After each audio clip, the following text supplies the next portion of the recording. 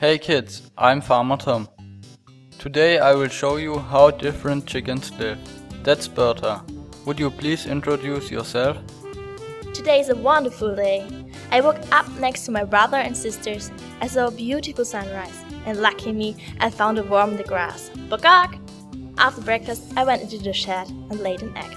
Sometimes the farmer moves our house to a different pasture with more grass and, lucky me, worms. Farmer Tom says that's better for the ground and our health. But not every chicken can live as lucky as Berta.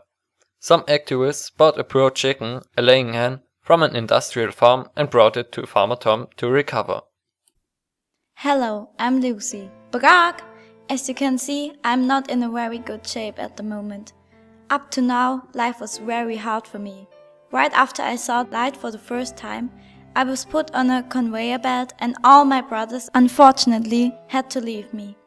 I never saw them again.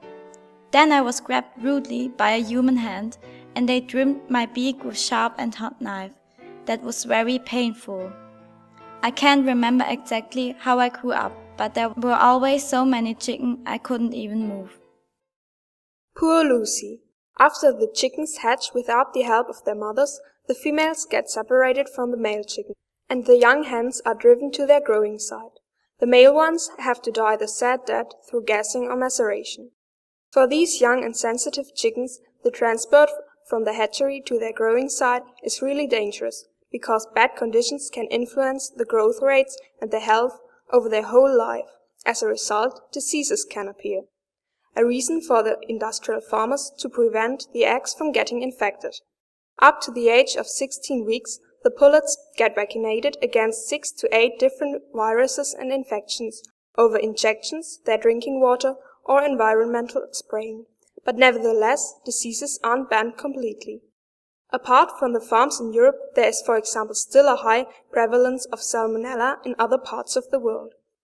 After the chickens have grew up and got vaccinated fully, the approximate 16 weeks old pullets get transported for a second time in their life and arrive at the place they will spend most of their lifetime.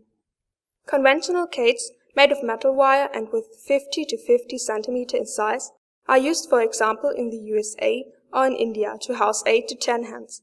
In the EU, such cages, in the past home for 5 hens, are forbidden now. There are often many cages one above the other, up to 9 cages, making it difficult to look after the chickens in higher levels.